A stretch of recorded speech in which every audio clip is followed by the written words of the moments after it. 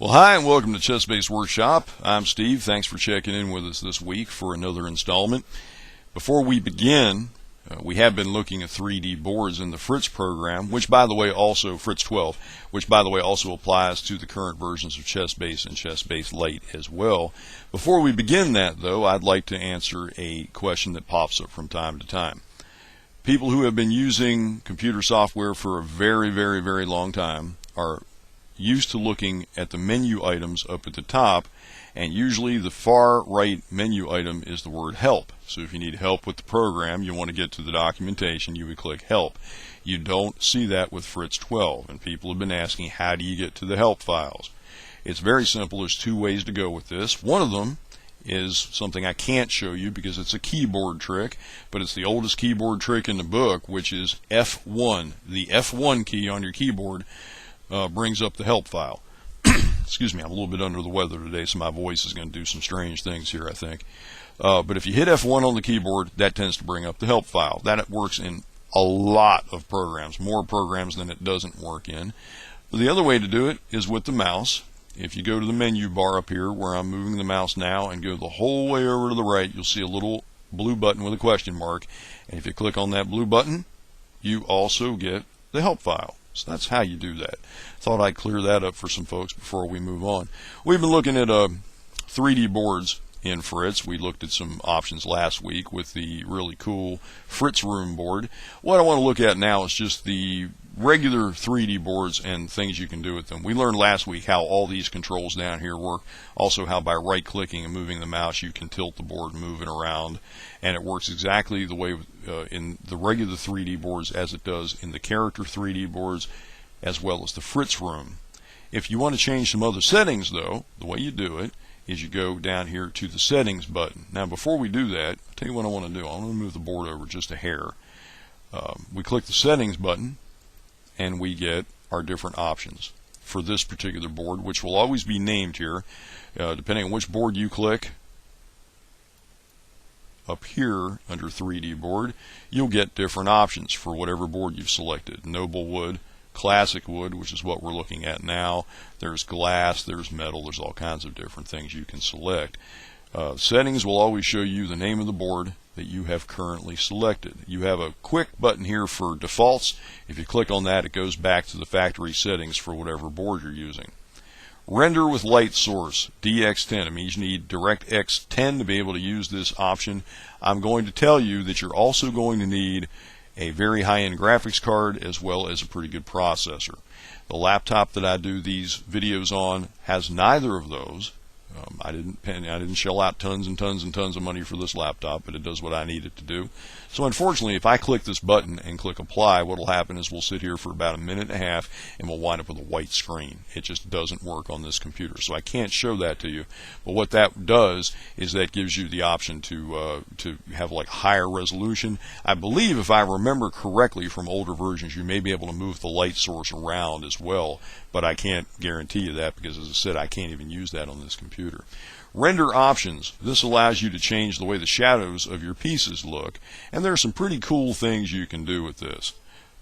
Let me move the board back just a little bit because we need to be able to see these shadows on the A file. So let me go back to settings and render options. We'll move this over here and I want to show you some stuff. First of all, what I have as a default is rendered shadow. That's where the pieces do cast a shadow. You can select it so there's no shadow. Click apply. And that looks a little bit weird to me. I don't know about you. Some people would prefer this because they don't want the shadows. They just want to see the pieces and the squares. But this looks a little bit odd because it looks fake. The pieces are not casting a shadow. There is light shining on the pieces. There's reflection, but there's no shadows. Now that's just strange. So rendered shadows gives you basically a rudimentary shadow. Shadow mapping is the next option. And if you select that, and I believe I'm going to click OK here because I want to show you something, is you get an interesting effect, and that is that the light appears to be hanging, judging by the way the shadows run, right about where the board 2D button is. There's like a bright light here shining on the chessboard, and the reason why I say that is because you can see there's, if you look at the rook here, there's a shadow moving at an angle away from this rook, but if you go up to the black pieces, the shadows are moving in the opposite direction. So somewhere between the 4th and 5th rank, there's a light source right about here. And the reason why we think it's right about here is because the shadows of these pawns right here on the A file are very short, whereas if you go over here to the H file, look at this pawn on H2, the shadow is much longer. So due to the laws of physics, we can assume that the light is right here about where the board 2D button is, maybe a little higher up, but that's approximately where it would be. What I don't like about this option is it makes your white pieces look a little dingy. If you've noticed, when it changed, the white pieces look like they're in need of a cleaning. So if we go back to settings and render options, there's another option we can pick, and that's real shadows. Click apply. And what it really changes is you still get the cool shadows moving in different directions as though there's a bright light right here, but it cleans up the white pieces really nicely, and it looks a lot nicer than the other option did. Now these options may look a little bit different from graphics card to graphics card as well, so when you try these for yourself you may get slightly different results. So I'll warn you about that. But that's the way it works on this computer, but that's basically how it's going to work on most of them. Reflection on pieces, you can turn it on and off to change whether the light is bouncing off the pieces or not. Reflection on the board gives you the opportunity to make the board a mirrored surface. Now let me click on it and move the slider and click the whole way to one side and click apply. And what we have is the board is a mirrored surface, but there's not a lot of reflection on the board. So all we're seeing is these little bright spots that show the highlights of the pieces reflected in the board.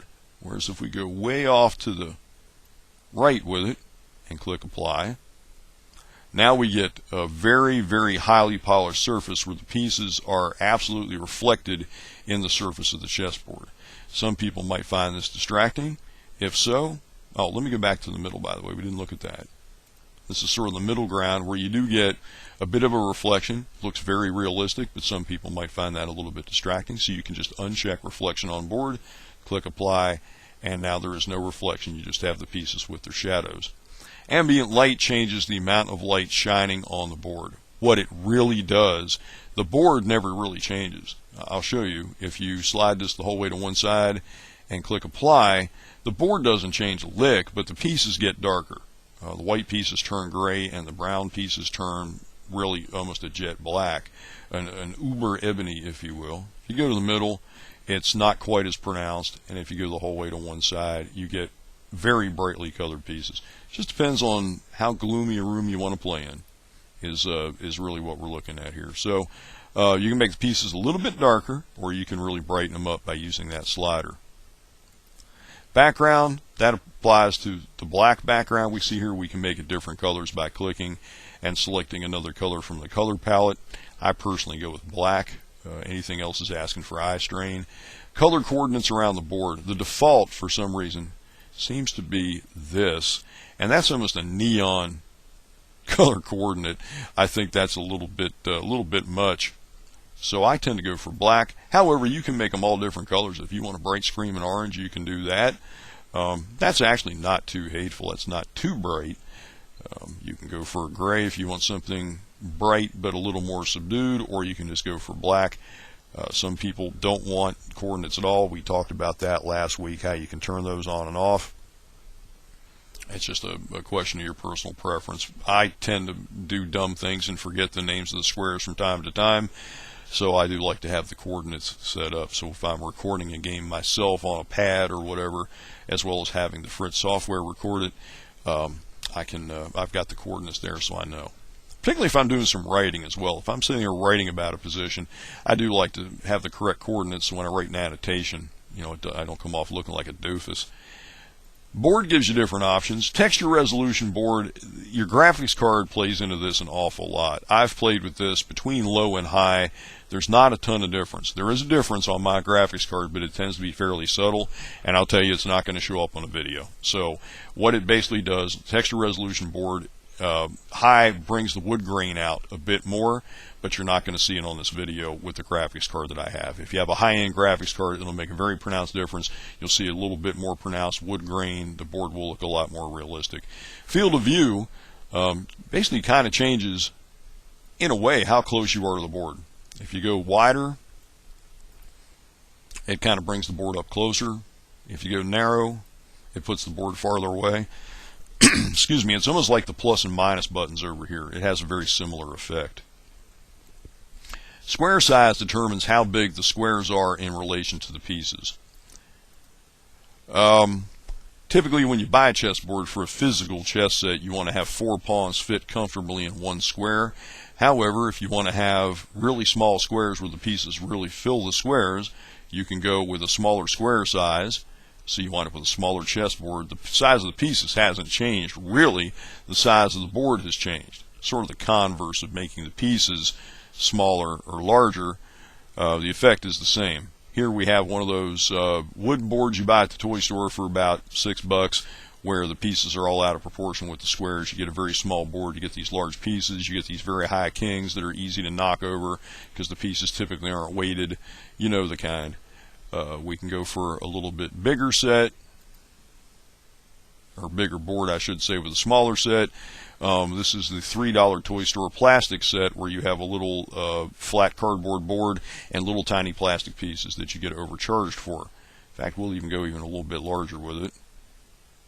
And we have this really huge board and these little bitty tiny pieces. So if we go back somewhere toward the middle, we get a much nicer set, the way it's really supposed to be. I do like to have the squares just a hair smaller. There we go. Animation slider right here. This controls how fast the pieces move as you replay a game. I'm not going to demonstrate that. You can fool with that and get a nice speed that you like. Show time in 3D. Actually, I'm going to need to change this board just a little bit to show you that.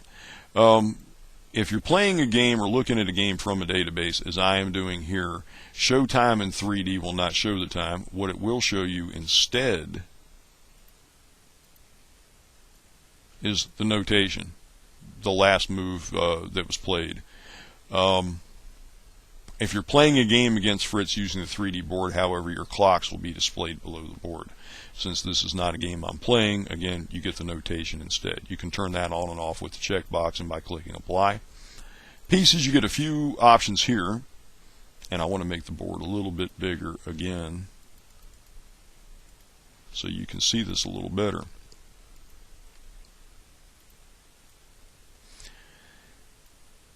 If you go to low texture resolution pieces and click apply, it tends to make, particularly looking at the black pieces, what you really want to look at when I change these settings, it makes them a little more monochromatic, a little more one-colored.